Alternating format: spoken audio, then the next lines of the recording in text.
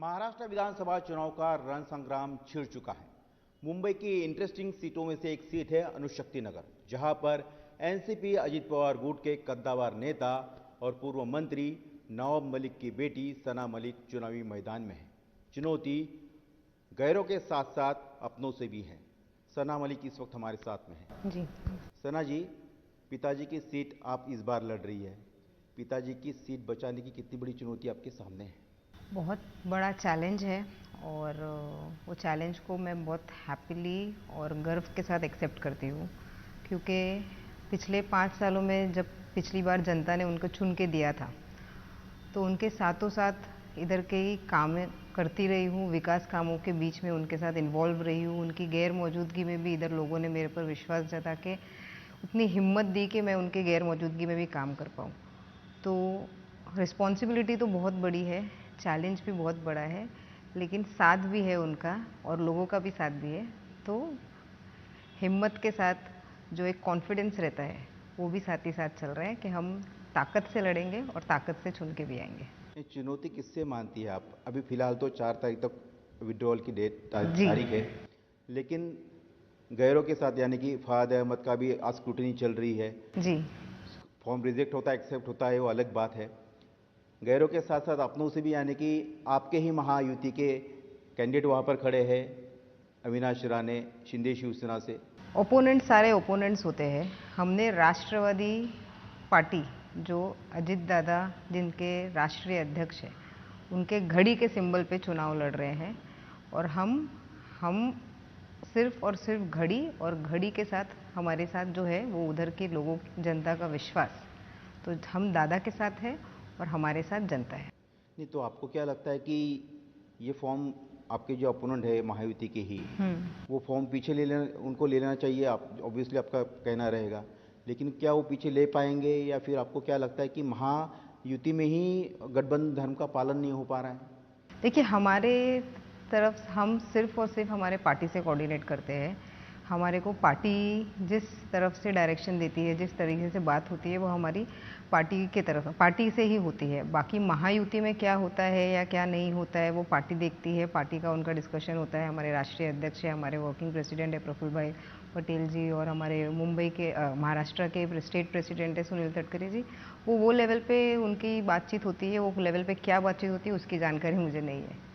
लेकिन आपस में तो वोट बच जाएंगे, क्योंकि आप एक ही अलायंस के दो दो कैंडिडेट वहाँ पर खड़े हैं। हमने हमेशा अपने काम के नाम पे पिछले इतने साल की राजनीति में, जो कि हम सक्रिय नहीं थे, मतलब मैं स्वतः सक्रिय नहीं थी, लेकिन जब जब चुनावी मैदान पे मेरे पिताजी उतरे, स्पेशली अनुशक्ति नगर के टाइम पे, तब तब हम चुनाव के मैदान में उनके लिए कैंपेनिंग करने के लिए उतरते थे। और हमने सिर्फ एक ही चीज़ देखी, उन्होंने सिर्फ और सिर्फ अपने काम के नाम पे लोगों से वोट मांगा, और आगे भी वही दिख रहा है कि वो काम के नाम पे वोट मांगेंगे। और मेरा भी यही है, पिछले 5 साल से अनुशक्ति नगर की जनता से गली गली, उनके घर, उनके मोहल्ले में जाके मिली हूँ। मेरा संपर्क बहुत ज़्यादा है उधर के लोगों से। लोग मुझे डायरेक्टली कांटेक्ट करते हैं। मेरे कार्यालय में जिस दिन हम सिर्फ और सिर्फ जनता का दिवस रखते हैं कि आज सिर्फ जनता से मुलाकात होगी, तो भारी तादाद में, कम से कम 400-500 लोग आके इकट्ठा होते हैं। वो 4 से 5 घंटे ऐसा लगता है कोई मेला लगा हुआ है, और हम हर एक जन से बैठ के उनकी क्या तकलीफ़ है, उनकी क्या समस्या है, उसके ऊपर बातचीत करते हैं, और उसके ऊपर कैसे हल निकाला जाए, उसके ऊपर आगे की कार्रवाई करते हैं। और लोगों पे 1-on-1 संपर्क होने की वजह से हमें पूरा विश्वास है कि लोगों का जो 5 साल काम किया है, उनके साथ संपर्क में रहे। कोई भी परिस्थिति आई, चाहे वो कोविड की महामारी आई, चाहे वो हमारे आमदार नवाब मलिक साहब के ऊपर जो आई, हमारी कौटुंबिक आप बोल सकते हैं कि वो हमारे ऊपर इशू आया, लेकिन हमने पूरी ताकत से उनकी लड़ाई भी लड़ी और जनता की उस वक्त भी हमने लड़ाई जारी रखी। जो भी उनकी परेशानी थी उसको सॉल्व किया। तो हमें पूरा विश्वास है कि जनता हमें पूरी ताकत से चुन के सामने देगी। कोई भी खड़े रहे, कोई फर्क नहीं पड़ेगा। कोई फर्क नहीं पड़ता। जी। लेकिन यह आपके जो आपस में जो दो लोग खड़े हैं एक ही गठबंधन के, तो कांग्रेस इसको इशू बना रही है, महाविकास आघाड़ी जो इशू बना रही है, कह रहे कि बीजेपी ऐसी पार्टी है उसमें महाभारत छिड़ गया है महायुति में, और बीजेपी शकुनी पार्टी है जो ये अपनी गठबंधन के सहयोगी दलों को, या जैसे कि आपकी पार्टी है, आपके सामने उम्मीदवार है, उनका ही खेला कर रही है। राजनीति में विरोधक के ऊपर टिप्पणियां करते रहते हैं, तो चाहे इधर के विरोधक हो या उधर के विरोधक है, दोनों की टिप्पणियां चालू है। जहाँ तक अणुशक्ति नगर विधानसभा क्षेत्र की बात है, उसमें एक अजीब सा माहौल बना हुआ है, क्योंकि अचानक से एक सपा का कार्यकर्ता आके एनसीपी में इंपोर्ट करके लाया जाता है। अचानक से पैराशूट लैंडिंग हो जाती है और वहाँ के हमारे जो राष्ट्रवादी के शरद चंद्र पवार गुट के जो कार्यकर्ता है, उन्होंने भी अपना उसके अगेंस्ट बोला है। तो चीज़ें उनका खुद का जो समीकरण है सही नहीं है। और जहाँ तक महाविकास आघाड़ी की बात करें, तो हमें महाविकास आघाड़ी का जो गठबंधन है वो अणुशक्ति नगर में कैसा है, या शिवाजी नगर मानकुर एरिया में जहाँ से मेरे पिताजी चुनाव लड़ रहे हैं वहाँ कैसा है, और बाकी पूरे महाराष्ट्र में कैसा है। क्योंकि मुझे नहीं लगता ये 2 सीट के अलावा सपा का कहीं और गठबंधन हुआ है। सपा का इधर तो गठबंधन नहीं बनो तो डायरेक्ट कैंडिडेट एक्सपोर्ट करके इधर इंपोर्ट करवा लिया है। तो एक अलग ही समीकरण है। देखते हैं पूरे महाराष्ट्र में चुनाव का माहौल आगे 4 तारीख से जब शुरुआत होगी प्रचार के, तो देखेंगे कौन सा झुकाव किस तरफ। आपने कहा कि पैराशूट उम्मीदवार है फयाद अहमद, सोहरा भास्कर के फिल्म एक्ट्रेस के पति है। क्या कोई फ़ायदा मिलेगा यहाँ पर, क्योंकि मुस्लिम वोट 29% है और मुस्लिम इस बार यहाँ का किसका साथ देगा? आपका काम तो सभी समाज में है, मैं जानता हूँ, मैं आता भी हूँ, नवाब भाई से मिलता भी रहा हूँ। लेकिन आपको क्या लगता है कि 2 मुस्लिम कैंडिडेट के बीच में ऐसा ना हो जाए कि कहीं तीसरा? मतदान क्या चाहता है? मतदार एक ही चीज़ चाहता है कि मैं उसको मत डालूं जो काम करने वाला नेता है। काम के आधार पे हम वोट मांगते हैं, काम के आधार पे हमें पूरा विश्वास है हमें वोट मिलेगा। और दूसरा, एक मुसलमान मतदार की भी क्या इच्छा होती है, वो चाहता है कि मेरे बच्चे अच्छे स्कूल में जाए, वो चाहता है कि हमारी भी फैसिलिटीज़ जैसे बाकी सबको है, मतलब पूरे हमारे कम्युनिटी का एक डेवलपमेंट हो, हमारे एरिया का डेवलपमेंट हो। तो ये सभी चीज़ मुस्लिम मतदार भी एक नॉर्मल मतदार के जैसे ही है, उसमें कोई भेदभाव नहीं है। और जहाँ तक मतदार और मुसलमान मतदार और इसकी आप बात करो, तो पिछले 5 सालों में जिस दिन मेरे पिताजी ने मुझे काम करने के लिए बोला कि बाबा मैं मंत्री बन गया हूँ, तो थोड़ा सा आप लोगों को नीचे के साथ मतलब साथ में लेके चलो और समझो, और उनके जो भी इश्यूज़ है मेरे तक रिफाइन करके लाइए। तो उन्होंने एक चीज़ बोली कि ये अगर लेटर आया है तो ये लेटर पे हमको काम करना है। उन्होंने ये नहीं बताया कि किधर से हमें मत मिला है, किधर से नहीं मिला है, वो कौन से धर्म के हैं, या वे कौन से कास्ट को बिलोंग करते हैं, या वो कौन से एरिया को बिलोंग करते हैं। एक लेटर आया, उसके ऊपर कार्रवाई की जाए, उनकी जो भी उनको जो भी समस्या है वो सॉल्व की जाए। इसी आधार पे हम काम करते आए हैं और हम बिल्कुल भी वोटों का बंटवारा नहीं देखते। मुस्लिम मतदार भी हमारी उतनी ही ताकत से खड़ा रहेगा जितना हमारे बाकी के समाज के लोग हैं। लेकिन सना जी, ये आपके अणुशक्ति नगर में ही नहीं हुआ है। आपके पिताजी जहाँ मानपुर शिवाजी नगर से लड़ रहे हैं वहाँ पर भी महायुति ने उम्मीदवार दे दिया है। तो आपको नहीं लगता कि ये गठबंधन धर्म का पालन नहीं हो पा रहा है? महायुति नवाब मलिक साहब के हमेशा से अगेंस्ट रही है। पिछले आपने 2-3 साल देखा रहेगा तो उनके ऊपर काफ़ी आरोप प्रत्यारोप किया है। जो मैटर कोर्ट में है वो आगे सिद्ध होगा, और हमें पूरा विश्वास है कि सब बेबुनियाद इल्ज़ाम लगाए गए हैं।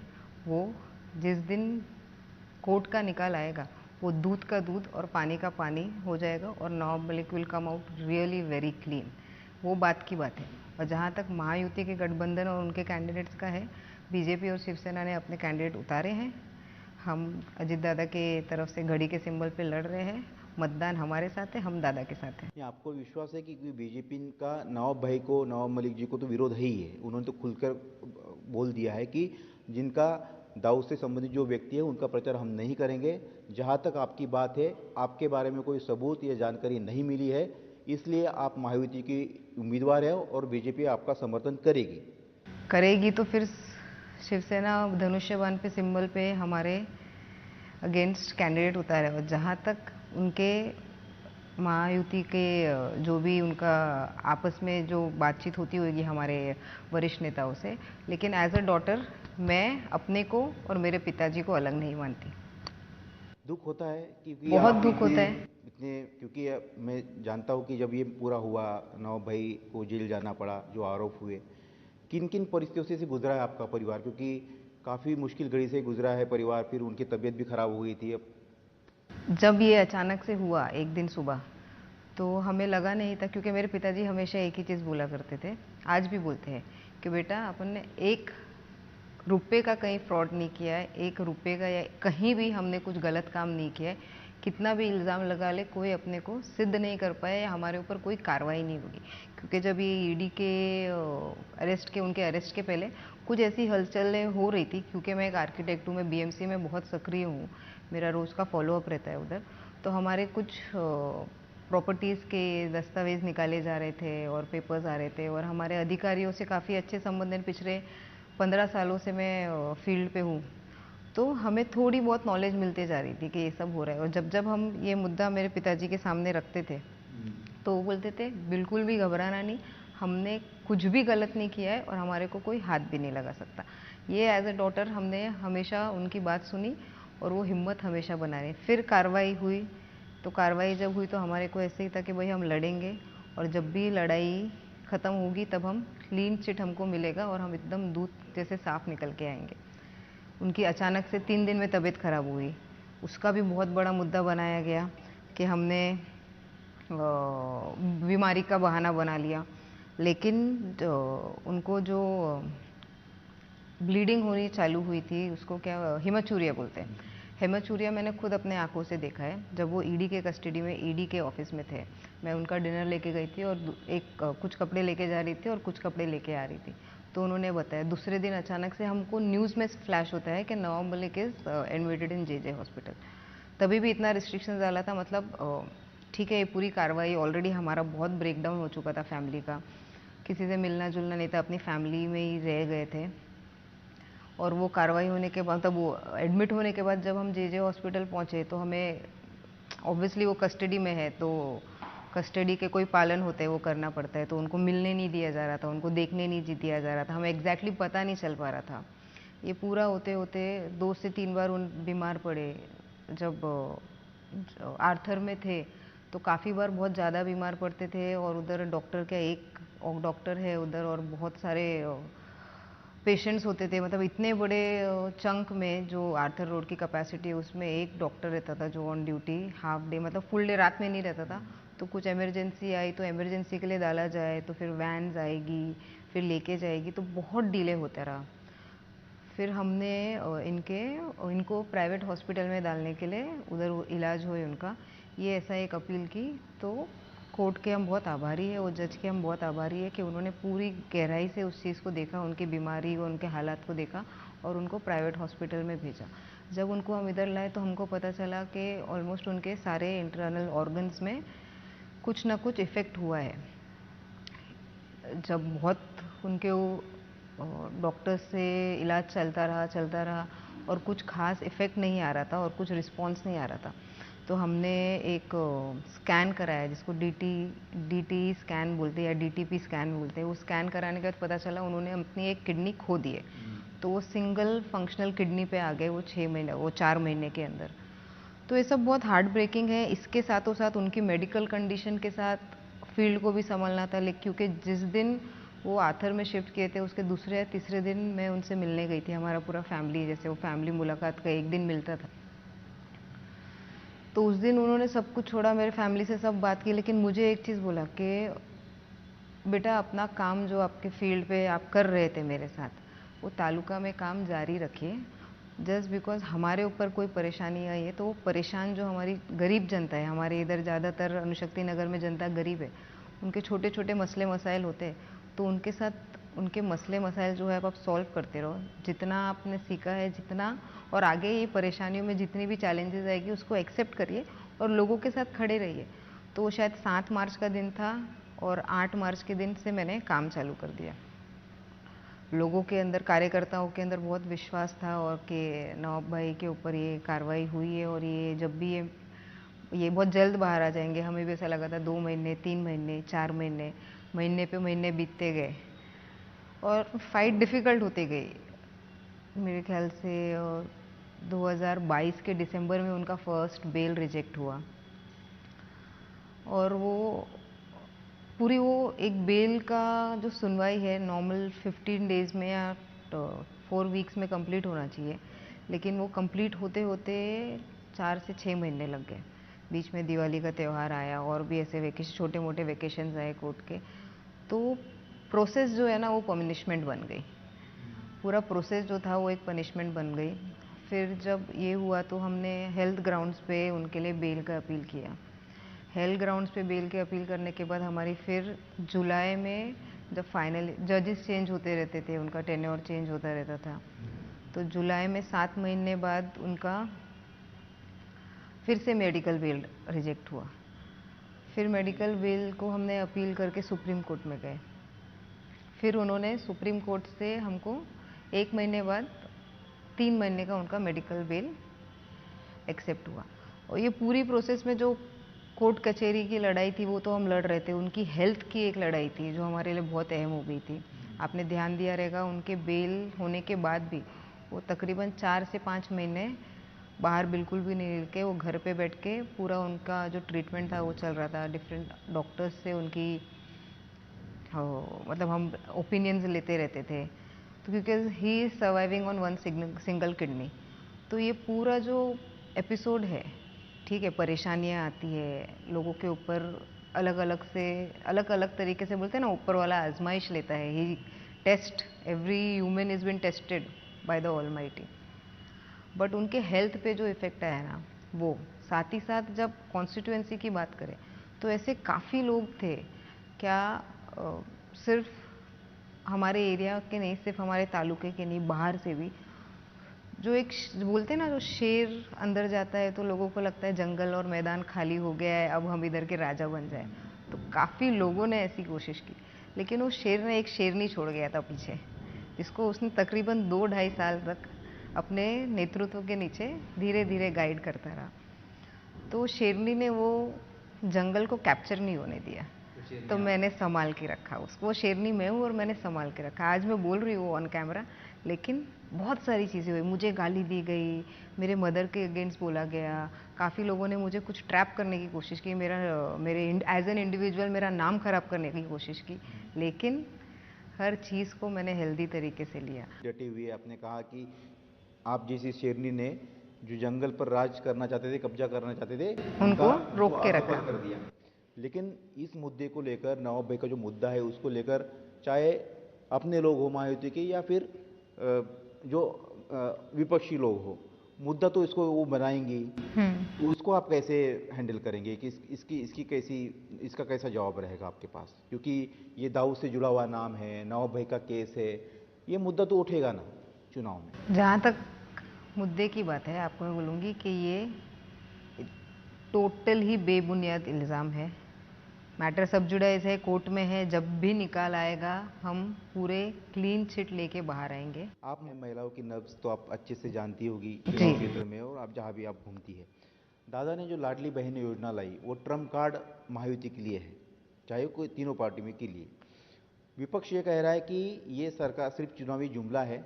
आपको लगता है कि इस योजना से महिलाओं को फ़ायदा हो रहा है और ये योजना का लाभ चुनाव में भी होगा?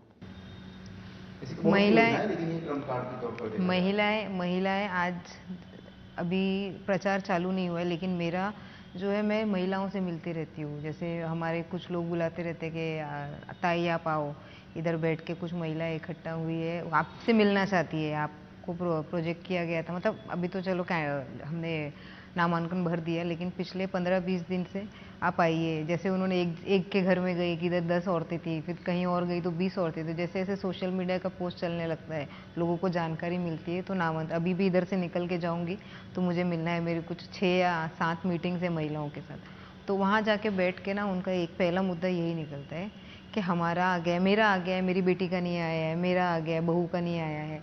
तो जिसको मिल गया है वो समाधानी है, जिनको आ रहा है, जिनका एप्लीकेशन अप्रूव्ड हो गया है, जिनके खाते में पैसा आ गया है, वो समाधानी है। जिनका नहीं आया है वो अवेट कर रहे हैं। लोगों के अंदर दिमाग में ये भी था कि भाई ये इलेक्शन के बाद बंद होएगा, लेकिन दादा ने उसको क्लैरिटी दे दिया है। और मेरे ख्याल से गवर्नमेंट की तरफ से ऐलान भी हुआ है कि इलेक्शन के बाद अगर इनकी सरकार आती है वापस, तो इसको ये बढ़ा के 2000 करेंगे। शायद माननीय मुख्यमंत्री ने ऐलान किया था कि इसको मैं डबल कर दूंगा। तो ऐसी सब जो चीज़ें हैं उनको जानकारी है उसके बारे में कि ये 2000 होने वाला है, ये 3000 होने वाला है। तो सब अवेट कर रहे हैं। और कहीं ना कहीं महिलाओं को ऐसा मानना है कि जिसने हमको हमारे बच्चों की फीस थोड़ी भरने के लिए सहारा दे दिया है महीने का, या इलेक्ट्रिसिटी बिल भरने के लिए सहारा दे दिया है, हमें उनको साथ देना चाहिए। ऐसा एक समझ मुझे आ रहा है। वो समझ आ रहा है और वो वोट में कितना तब्दील होएगा वो आने वाला वक्त बताएगा, लेकिन फिलहाल तो वो एक गेम चेंजर महिलाओं के अंदर दिख रहा है। जी। आपको लगता है कि महाविकास आघाड़ी की सरकार बनेगी महाराष्ट्र में, क्योंकि महाविकास आघाड़ी कह रही है कि सरकार के खिलाफ एंटी इनकम्बेंसी है, सरकार जो है नहीं टिक पाएगी। महायुति की सरकार बन पाएगी आपको लगता है फिर से अजीत दादा किसकी की सरकार बनेगी वो आगे पता चलेगा, लेकिन मैंने काफ़ी दिनों से मैं अपने पिताजी के मुंह से सुनते आ रही हूँ कि अजीत दादा के बगैर कोई सरकार नहीं बनेगी, अजीत दादा will be the king maker. मुझे भी पूरा विश्वास है, क्योंकि जिस तरीके से उन्होंने पिछले 4 से 5 महीने में अपने कैंडिडेट्स को सपोर्ट करना चालू किया, उनकी तकलीफ़ें सुनना चालू किया, अगर कोई इश्यूज़ है उनको लेके उसके ऊपर काम करना चालू किया, वन ऑन वन मीटिंग करने लगे। उन्होंने एक एजेंसी को हायर की, वो आपके काम को मॉनिटर कर रहे हैं, वो आपको मॉनिटर कर रहे हैं। पूरी मेहनत हो रही है, ना ही सिर्फ पार्टी की तरफ से बट के वो एजेंसी की तरफ से भी। और जो पार्टी और कैंडिडेट के बीच में एक नॉन कम्युनिकेशन हो जाता है इलेक्शन के वक्त, तो उन्होंने बीच में एक एजेंसी को रखा है जो कम्युनिकेट कर रही है, जो ऑन फील्ड वर्क कर रही है। तो और जितने भी कैंडिडेट्स हैं मुझे लगता है कि वो खुद के बल पे लड़के जीतने वाले कैंडिडेट्स हैं, थोड़ा सा पुशअप करके उनको निकाल लेंगे। तो जाहिर तौर से जो पिताजी के मुंह से सुन रही हूँ, क्योंकि जहाँ तक मैं अपने क्षेत्र को देख रही हूँ या बाजू में अपने पिताजी के क्षेत्र को देख रही हूँ, तो पूरी ताकत से हम लड़ रहे हैं। हमको ये एजेंसी जिधर जिधर एडवर्टाइजमेंट ये वो जो लगता है, या नए जैसा अभी नया ज़माना आ गया है तो नई तरीके का प्रचार जो है वो भी वो हमारे पास ला रहे हैं, हमारा टाइम मांगते रहते हैं, कुछ ना कुछ करते रहते हैं। तो बेशक तौर से अजित दादा तो है जो किंग मेकर बनेंगे, और बाकी किसकी सरकार बनेगी वो तो बड़े अब वो आने वाला वक्त बताएगा। लेकिन बाकी का सरकार का जो है वो तो अभी आने वाला वक्त बताएगा, और बाकी के वरिष्ठ नेताओं से उनका जवाब मिल सकता है। मैं तो सिर्फ अभी एक अणुशक्ति नगर में हूँ, मेरा भी मानना है, मुझे ऐसा लगता है। जी, एक सवाल पूछना जरूर चाहूँगा, क्योंकि ये मुद्दा उठाया जा रहा है चुनाव में। यूपी में पोस्टर लगे बटेंगे तो कटेंगे, मुंबई में भी लगे। इसको लेकर विपक्ष कह रहा है कि ये बीजेपी और महायुति के जो लोग हैं ये दंगा फसाद कराना चाहते हैं, ये महाराष्ट्र का माहौल खराब कराना चाहते हैं। पोस्टर लगे हैं कि क्या है मुझे उस चीज़ के बारे में जानकारी नहीं है, लेकिन जहाँ तक मुझे मालूम था अभी तक तो ये नारा चलता था कि सबका साथ है और सबका विकास है। जब साथ और विकास की बात हो रही तो कटेंगे और बटेंगी तो बात ही नहीं होती। जी, सना जी, आपने इंडिया टीवी से बात की, खुलकर जवाब दिया, दिल की कई सारी बातें भी इंडिया टीवी के साथ शेयर की। आपका बहुत बहुत धन्यवाद। Thank you.